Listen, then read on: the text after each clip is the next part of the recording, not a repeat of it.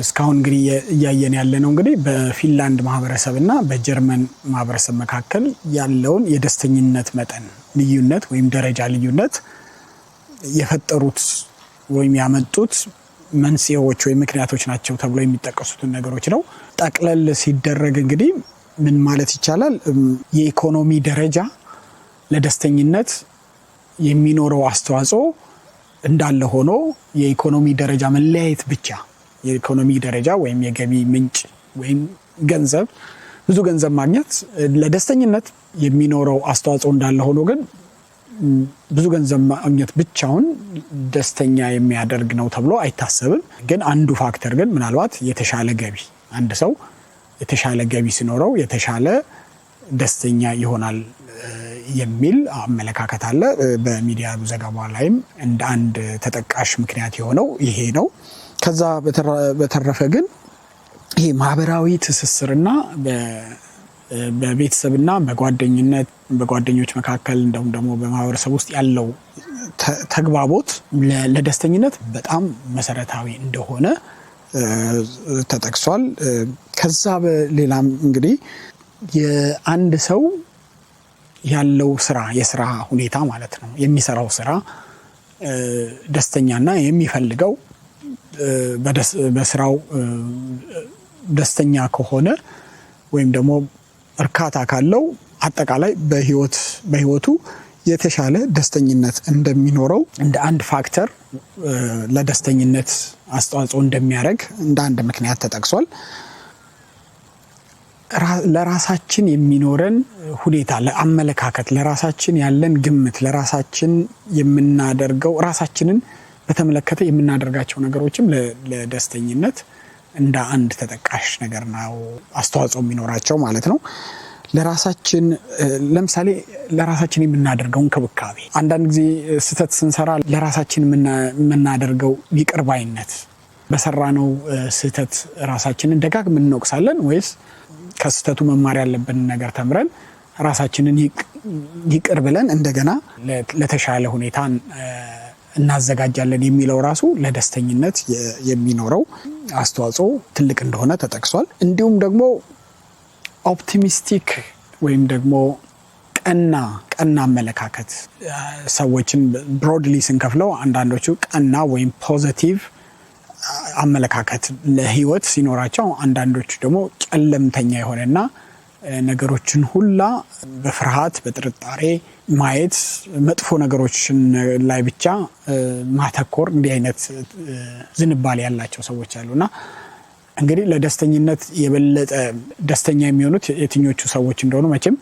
የሚያከራክር ነገር አይደለምና ይሄ ቀና አመለካከት ፖዚቲቭ የሆነ ህይወትን በተመለከተ የሚኖረን መልካም ነገሮች ላይ ትኩረት ስናደርግ ለደስተኝነት የሚኖረን እድል ከፍ ያለ ይሆናል ማለት ነው። እነዚህ የተጠቀሱት ነጥቦች መካከል ናቸው።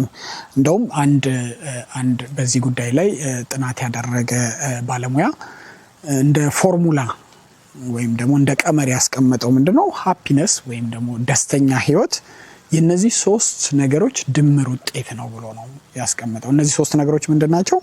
ሃቭ ወይም ደግሞ ያለን ነገር ሲደመር ፍቅር ሲደመር ቢ ወይም መሆን ብሎ ነው ያስቀመጠው። ሃቭ ፕላስ ላቭ ፕላስ ቢ ያ እንግዲህ ሃፒነስን የሚሰጥ እንደሆነ አስቀምጧል።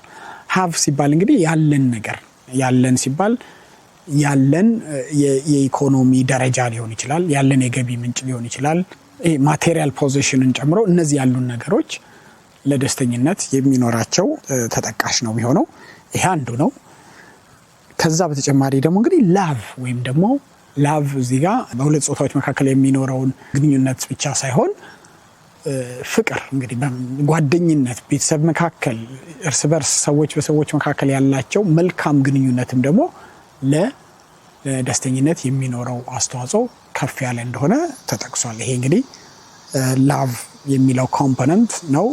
ሶስተኛው እንግዲህ ቢ ወይም መሆን ቢንግ አንድ ሰው የሚኖረው ሁኔታ ማለት ነው። ይሄ ቢ የምንለው እነዚህ ቢ ወይም መሆን የምንለው ነገር እንግዲህ ምን አንደኛ ከስራ ሁኔታ ጋር የምንሰራው ስራ ምን ያህል ደስተኛ የምንፈልገውና የምንወደው ስራ ነው የሚለው ለደስተኝነታችን አስተዋጽኦ የሚያደርግ ነው። ኢቭን የምናሳልፈው ትርፍ ጊዜያችንን የምናሳልፍባቸው የተለያዩ እንቅስቃሴዎች ወይም ድርጊቶች ለደስተኛ ለመሆን የሚኖራቸው አስተዋጽኦ የጎላ ነው። እንደውም ከዚህ አንጻር አንዱ በፊንላንድ ማህበረሰብ ውስጥ የሚታየው ነገር ምንድነው? ሰዎች በተለያዩ አይነት ይሄ በትምህርት ቤት ውስጥ ኤክስትራ ካሪኩላር የምንለው አይነት ነገር አለ አይደል? እንደዛ አይነት ነገሮች ውስጥ ኢንቮልቭ ያደርጋሉ። እንደዛ አይነት እንቅስቃሴዎች ውስጥ ተሳትፎ ያደርጋሉ። እንግዲህ በትምህርት ስርዓት ውስጥ ብቻ ሳይሆን በህይወታቸው ማለት በዕለት ተዕለት ኑሯቸው በአካባቢያቸው በሚገኙ የተለያዩ ክለቦች፣ ማህበሮች፣ ማህበራዊ እንቅስቃሴዎች ውስጥ ተሳትፎ ያደርጋሉ። ስፖርታዊ እንቅስቃሴዎች ውስጥ ተሳትፎ ያደርጋሉ። ይሄ የበለጠ ደስተኛ ለመሆናቸው ምክንያት ወይም እንደሆነ ይጠቀሳል። ሌላው ከዚህ ጋር ተያይዞ እንግዲህ ቢ ከሚለው ኮምፖነንት ጋር የሚያዘው እንግዲህ ጤናማ መሆን ማለት ነው። ፊዚካሊ፣ ሜንታሊ አጠቃላይ ጤናማ ህይወት ሲኖረን፣ ጤናማ አቋም ሲኖረን ደስተኛ ለመሆን የበለጠ አስተዋጽኦ ያደርጋል ነው። እንግዲህ ከዚህ ጋር ተያይዞ ዶክመንታሪው ላይ የሚያነሳው በጣም ኢንትረስቲንግ ነገር ምንድነው? ጄኔቲክስ ወይም አንዳንድ ሰዎች በተፈጥሮ ደስተኛ የመሆን የበለጠ ዝንባሌ ያላቸው፣ አንዳንዶች ደግሞ ደስተኛ ያለ መሆን፣ የመከፋት፣ ዲፕረስድ የመሆን፣ ድብታ ውስጥ የመግባት ተፈጥሯዊ ዝንባሌ ያላቸው። ስለዚህ ይሄ ምናልባት ከጄኔቲክ ውቅራቸው ጋር የተያዘ ነገር ነው ወይ እና ስፔሲፊክ የሆነ ጂን አለ ወይ ይሄንን ነገር ደስተኛ መሆንን ወይም አለመሆንን የሚወስን ተፈጥሯዊ ቅንጣት በሰውነታችን ውስጥ ይገኛል የሚል ጥያቄ አንስቷል። የዚህን ጥያቄ መልስ እንግዲህ ከአፍታ ቆይታ በኋላ እንመለስበታለን። Is there such a thing as a geographical distribution? In fact, about 10 years ago, there were a few studies that linked Scandinavian happiness to certain genetic variants. As a Finn, do I have a happiness gene?